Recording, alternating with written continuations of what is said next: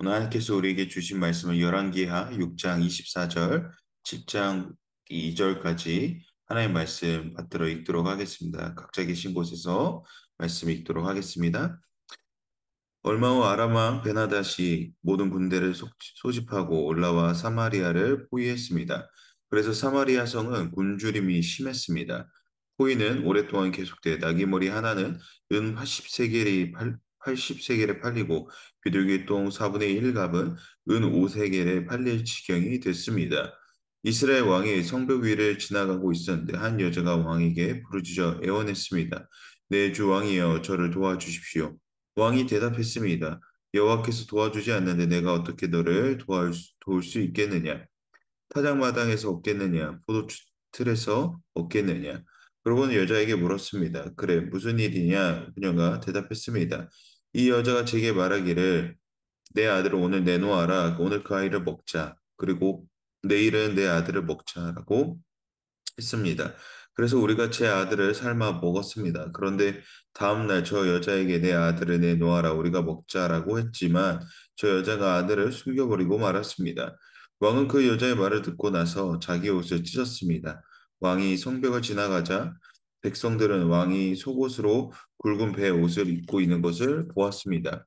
왕이 말했습니다. 만약 사벳의 아들 엘리사의 머리가 오늘 그에게 붙어 있으면 하나님께서 내게 천벌을 내리셔도 좋다. 그때 엘리사는 자기 집에 앉아 있었고 장로들이 그 곁에 앉아 있었는데 왕이 사람을 자기보다 먼저 보냈는데 그가 도착하기 전에 엘리사가 장로들에게 말했습니다. 살인자의 아들이 사람을 보내 내 머리를 베려고 하는 것이 안 보입니까? 보십시오. 그가 보낸 사람이 오면 문을 닫고 안으로 들이지 마십시오. 그 뒤에 이스라엘 왕의 발소리가 들리지 않습니까? 엘리사가 아직 말을 끝내기도 전에 왕이 보낸 사람이 엘리사에게로 내려왔습니다. 왕의 말은 이러했습니다. 이 재앙이 분명히 여호와께로부터 왔다. 그런데 왜 내가 여호와를 더 기다려야 하는가? 그러자 엘리사가 말했습니다. 여호와의 말씀을 들으십시오. 여호와께서 말씀하십니다. 내일 이맘때 사마리아 성문에서 고운 밀가루 1사가 은 1세겔에 팔리고 보리 2사가 1세겔에 팔릴 것이라고 하십니다. 그러자 왕의 신을 받는 한 장관이 하나님의 사람에게 말했습니다. 보십시오. 여호와께서 하늘의 창을 내신다 한들 이 같은 일이 일어날 수 있겠습니까? 엘리사가 대답했습니다. 내가 내 눈으로 직접 보게 될 것이다. 그러나 너는 그것을 먹지 못할 것이다. 아멘. 오늘 본문은 어제 이어서 다시 아람 군대가 이스라엘을 침방한 것으로 시작을 하고 있습니다. 분명히 우리는 어제 마지막 구절에서 다시는 이스라엘을 침범하지 않겠다고 했지만 이번에는 아람 왕까지 대동하여 이 전쟁을 나서는 것을 보게 됩니다. 그리고 오늘 본문 24절을 보게 되시면 그 시기를 얼마 후라고 이야기를 하고 있습니다. 이 얼마 후라는 것은 단순히 이제 며칠을 지났음을 말하는 것이 아니라 몇 년 후, 수년 후를 말하고 있는 것입니다. 그러니까 이미 사마리아를 포위했던 기억이 거의 희미해질 때쯤인 것을 이 말하고 있는 것이죠. 당시 이스라엘을 점령하지 못했던 이유에 대해서 오히려 여러 가지 핑곗거리와 그리고 자신들이 무언가에서 홀려서 그랬나라는 것으로 판단함으로 다시 이스라엘을 침공하기 시작한다라는 것입니다. 그럴 수밖에 없는 것은 이미 이스라엘을 제외하고는 이미 많은 나라를 정복하고 있었기에 이 작은 나라가 도대체 무엇이 특별하기에 그런가 하며 다시 침공을 계획을 세웠던 것이죠. 그런데 이미 군대 안에는 전에 사마리아에서 경험했던 것을 기억하는 병사들도 있었을 것입니다. 또 나아만 장군 또한 이스라엘을 향한 좋은 기억만이 있었던 것이죠. 그렇기에 이번에는 직접 이 아람 왕이 이스라엘로 진격함을 통해 여러 가지 이 두려움과 특별히 이 사기 증진을 위하여 왕이 함께 이스라엘을 침공하는 것을 보게 됩니다. 첫 번째 공격 지점은 사마리아로 이 사마리아를 공격했다는 것은 사마리아에서 당했던 기억을 승리로 바꾸고자 또 일깨우고자 하는 것에서 사마리아로의 진격을 시작하는 것이죠. 그리고 이 사마리아의 성을 앞뒤로 모두 포위하여 마치 개미 한 마리도 지나가지 못하게 철저히 봉쇄시켜 피가 마르게 하는 작전을 실행합니다. 이 반면 이 전쟁에 대해 아무것도 준비하지 않았던 이스라엘 왕인 이 여호람은 그저 말라가는 채 오히려 죽기만을 기다립니다. 이 상황이 지속됨에 따라 얼마나 심각한 상황이 되었는지를 25절에서 이야기를 하고 있습니다. 함께 25절 보도록 하겠습니다. 그래서 사마리아 성은 굶주림이 심했습니다. 포인은 이 오랫동안 계속된 나귀 머리 하나는 은 80세겔에 팔리고 비둘기 통은 4분의 1값은 은 5세겔에 팔릴 지경이 됐습니다라고 이야기합니다. 나귀 머리 하나의 가격이 은 80세겔이라고 하는 것은 1세겔이 노동자 4일의 품삯이 됩니다. 그렇게 생각하면 엄청난 금액인 거죠. 은 80세겔이라는 것은. 그런데 심지어 율법에 나귀는 부정한 짐승으로 이스라엘 백성들 누구 하나 먹지 않았던 부인데 이 머리 하나의 가격조차가 그렇게 되었을 정도로 이 극심한 굶주림에 빠져 있었다라는 것을 이야기합니다. 그리고 비둘기 배설물조차 이 살 정도로 심각한 식량난에 빠져 있었다라는 것을 이야기하고 있는 것이죠. 이러한 비참함 속에 이제 성벽 위를 거닐며 여호람은 고민하게 되죠. 빨리 항복해야 되나? 그러면 목숨이라도 살려줄 건가? 라는 그런 여러 가지 고민들을 하고 있었을 것입니다. 그런 고민을 하고 있던 중 어느 한 여인이 왕의 이름을 크게 부르며 다가옵니다. 이 26절에서 28절까지 함께 다시 읽도록 하겠습니다. 이스라엘 왕이 성벽 위를 지나가고 있었는데 한 여자가 왕에게 부르짖어 애원했습니다. 내 주 왕이여 저를 도와주십시오. 왕이 대답했습니다. 여호와께서 도와주지 않는데 내가 어떻게 너를 도울 수 있겠느냐? 타작 마당에서 얻겠느냐? 포도주 틀에서 얻겠느냐? 그러온 여자에게 물었습니다. 그래 무슨 일이냐? 그녀가 대답했습니다. 이 여자가 제가 말하기를 내 아들을 오늘 내놓아라. 오늘 그 아이를 먹자. 그리고 내일은 내 아들을 먹자라고 했습니다. 여자의 간절한 외침 속에 도리어 요호람은 반문을 하죠. 하나님이 안 도와주시는데 내가 어떻게 도울 수 있냐라고 이야기합니다.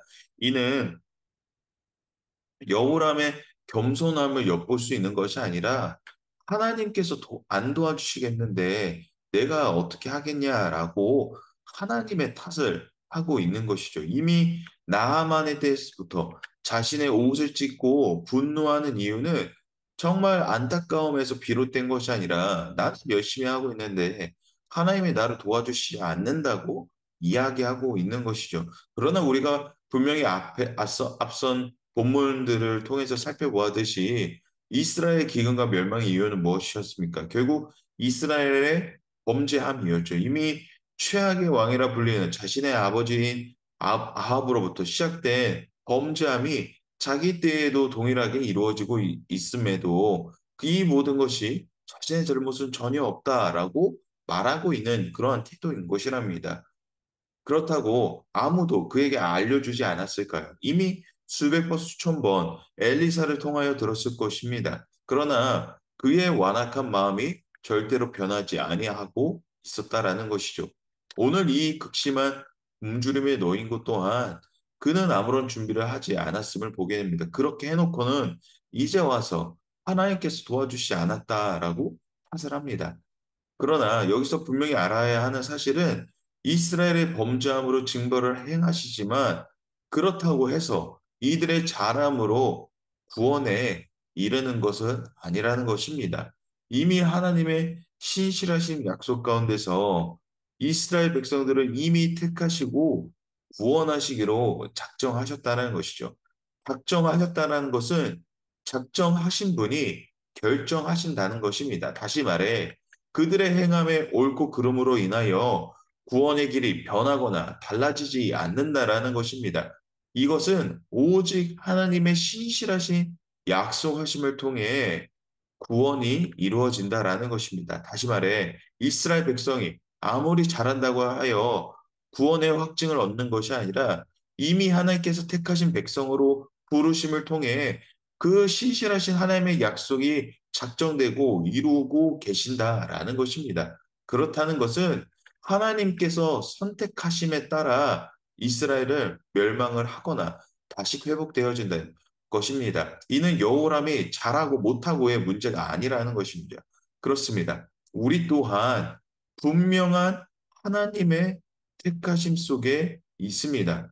이는 내가 무언가를 잘함으로 하나님의 신실한 은혜 속에 머무는 것이 아니라 하나님께서 우리를 택하사 믿음의 자리로 옮겨 놓으셨다라는 것입니다. 그런다 이 은혜의 자리를 마치 자신의 것이냐 행동한다는 것입니다. 내가 잘하였기에 누리는 당연한 것이라고 여긴다는 것입니다. 그렇습니다. 우리는 하나님께서 택하시고 부르신 백성임을 잊지 않아야 합니다. 내 권리가 우선되어지는 것이 아니라 하나님 나라의 백성으로서 하나님의 뜻이 무엇인지 아는 백성이 되어야 한다라는 것입니다. 마치 내 권리가 없으면 아무것도 주장할 수 없는 것이 아닙니다. 하나님의 자녀로 우리를 부르심을 통해 우리를 그 택하신 자리 가운데에서 자유롭게 하셨다라는 것입니다. 이는 억압을 말하는 것이 아니죠. 하나님께서 이미 통치하신 이 모든 세계 가운데에 하나님의 자녀로 우리를 부르심을 통하여 자녀다운 그 자유를 누리게 하셨다는 겁니다. 부모의 자녀로서 이 모든 것을 누리게 하셨다라는 것입니다. 이를 오인하여 오직 자신의 관념으로 행하는 것이 오늘 여호람의 대답인 것이죠. 내가 부모가 될 거야. 내가 하나님이 되는 거야. 이거 다 잘못한 거 나는 아무런 것도 할 게 없어. 다 하나님이 잘못한 거야. 라고 이야기하는 이러한 태도가 바로 여호람의 태도라는 것이죠. 근데 누구의 탓입니까? 하나님의 탓이 아니라 구원하지 않으시는 하나님의 탓이 아니라 이미 구원하셨음에도 그 구원의 자리를 누리지 않고 그저 자신의 완악함으로 인하여 결국 멸망의 자리로 가는 것은 여호람의 선택이었다라는 것입니다. 계속해서 27절에 여호람은 여인에게 대묻기를 시작하죠. 여인은 말합니다. 어떤 여인과 자신의 아들들을 서로 먹고자 했다는 것입니다. 정말 상상치도 못할 일이 일어난 것이죠. 가장 밑바닥까지 이미 내려가 도저히 엄두도 안 날 정도로 이 인성과 이성이 완전히 사라진 상태라는 것입니다. 이것은 비단 크리스천만이 이 기독교인만이 유대인들만이 자신의 자식을 사랑하는 것이 아니죠. 모든 인류가 하나님으로부터 창조된 모든 인류가 자신의 자녀를 사랑하는 부성애의 마음, 모성애의 마음이 당연히 있습니다. 이러한 현상 가운데에 놓여져 있는 것이 지금 현재 이스라엘뿐만이 아니라 이 세계사를 보게 되면 곳곳에 이러한 극심한 가난 속에서 벌어졌던 역사들이 있습니다. 그냥 사람을 해함으로 먹는 것이 아니라 자신의 자녀를 먹는다는 것은 마치 다시 말해 어떤 사랑조차 존재하지 않는 가장 밑바닥의 상태라는 사랑보다 자신의 욕구와 탐심에 앞서는 상황인 것이라는 것이죠. 오직 그저 육의 것을 쫓아가는 그러한 상태를 말하는 것입니다. 여러분, 그렇습니다. 하나님의 사랑을 결국 떠난 백성의 무서움은 이렇습니다. 눈이 완전히 가리워지게 되는 것이죠. 그저 죄에 사로잡혀 죄의 구렁텅이로 살아감에 따라 그저 육의 것을 쫓는 마치 동물과도 같은 상태가 돼버린다는 것입니다. 이 심각함을 알고 여러분 옷을 찢는 것처럼 보입니다. 그리고 그 안에 붉은 베옷을 입고 있습니다. 붉은 베옷을 입고 있다는 것은 참회와 슬픔을 표시하는 것입니다. 그러나 여호와람의 슬픔은 진짜 슬픔이 아니었죠.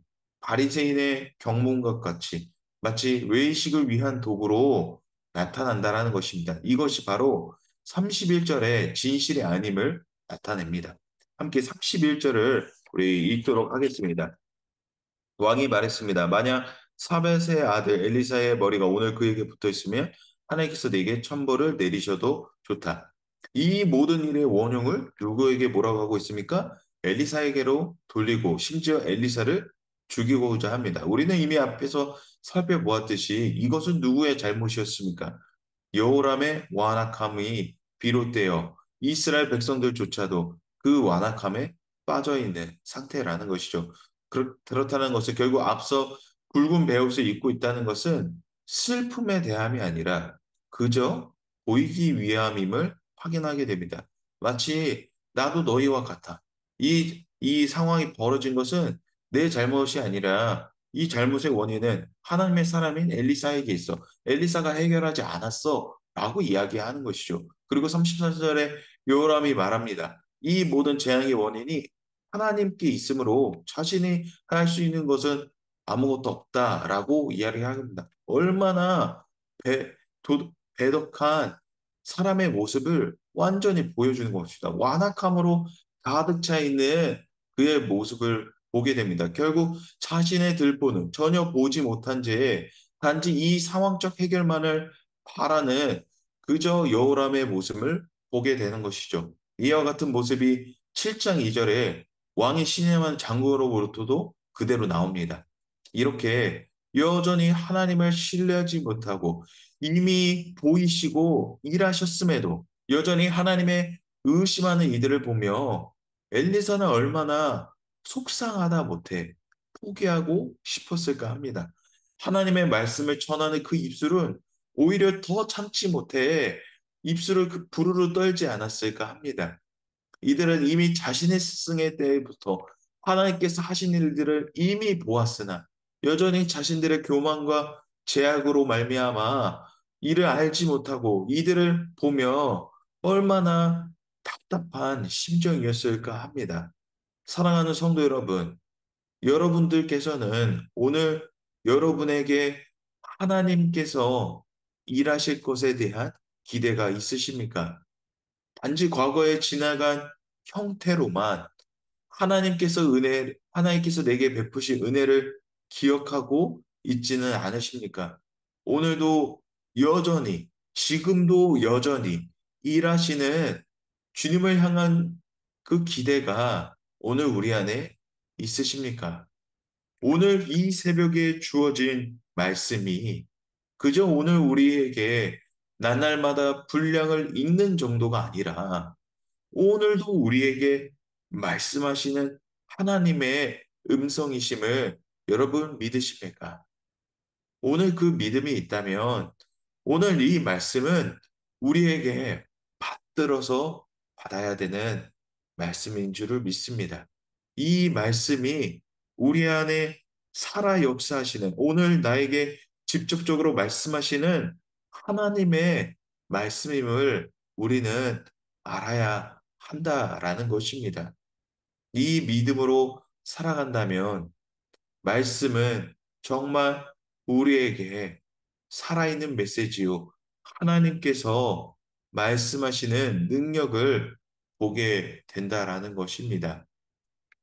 그러므로 우리의 모든 상황 가운데 우리가 믿고 기대하는 분은 오직 하나님 한 분이심을 잊지 않아야 됩니다.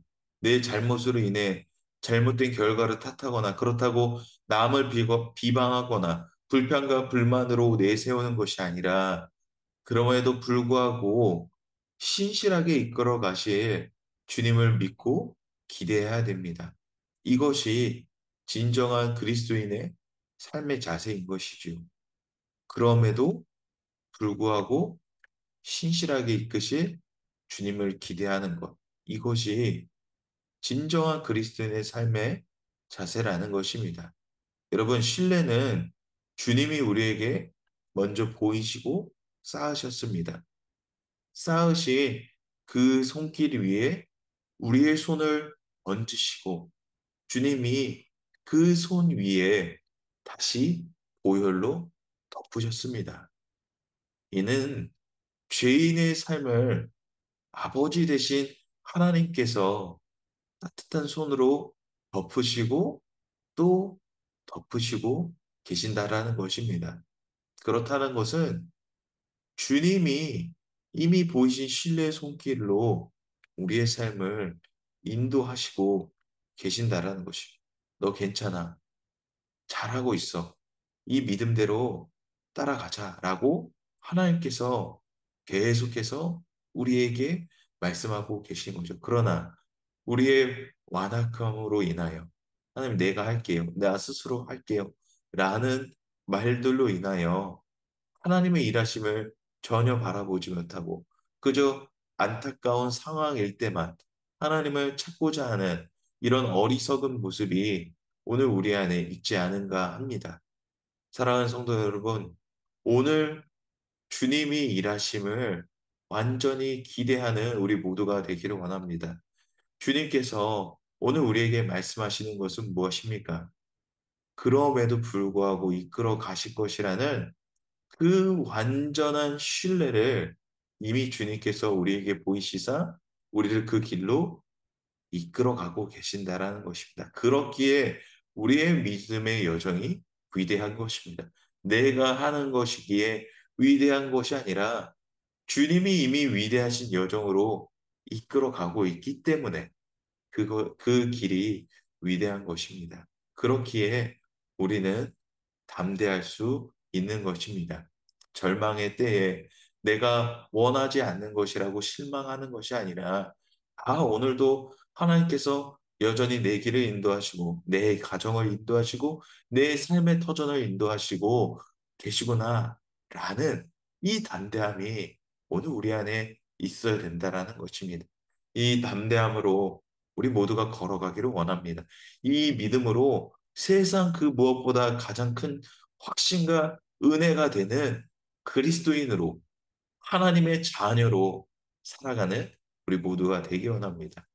오늘도 주님은 행하시고 이루시고 계십니다.